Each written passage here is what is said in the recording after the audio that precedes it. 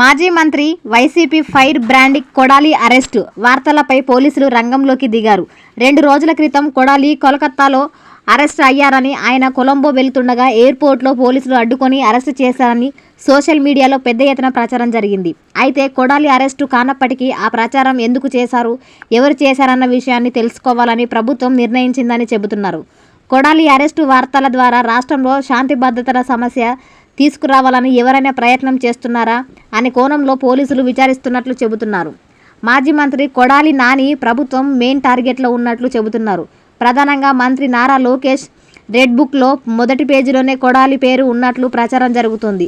గత ప్రభుత్వంలో కీలకంగా వ్యవహరించిన కొడాలి తన నోటికి పని చెప్పేవారు. దీంతో ఆయనను అరెస్టు చేయాలనేది టీడీపీలోని ప్రతి ఒక్కరూ కోరుకుంటున్నారని చెబుతారు. అయితే వివిధ కారణాలతో ఇంతవరకు ప్రభుత్వం కొడాలిపై చర్యలకు దిగలేదు. ప్రభుత్వం ఏర్పడిన కొత్తలో కొడాలికి వ్యతిరేకంగా 2-3 కేసులు నమోదయ్యాయి. అవినీతి, అక్రమాలు, దౌర్జన్యాలు ఇలా పలు వ్యవహారాల్లో కొడాలి ప్రమేయం ఉన్నట్లు కేసులు నమోదయ్యాయి. అయితే కొన్ని కేసుల్లో ఆయనకు కోర్టు బెయిల్ మంజూరు చేసింది. మరోవైపు ఏ క్షణంలో అయినా తనను అరెస్టు చేస్తారనే ఉద్దేశంతో కొడాలి కొన్నాళ్లు బయటకు రాకుండా గుట్టుగా ఉంటున్నారు.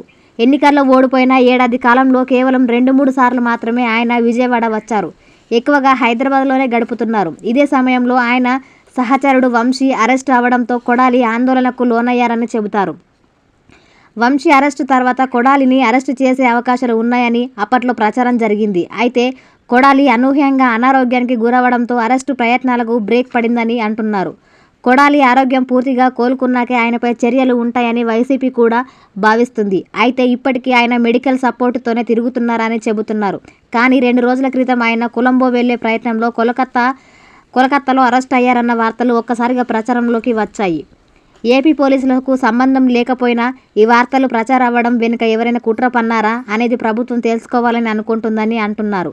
దీంతో వార్తలు ఎక్కడి నుంచి వచ్చాయనేది తెలుసుకోవడానికి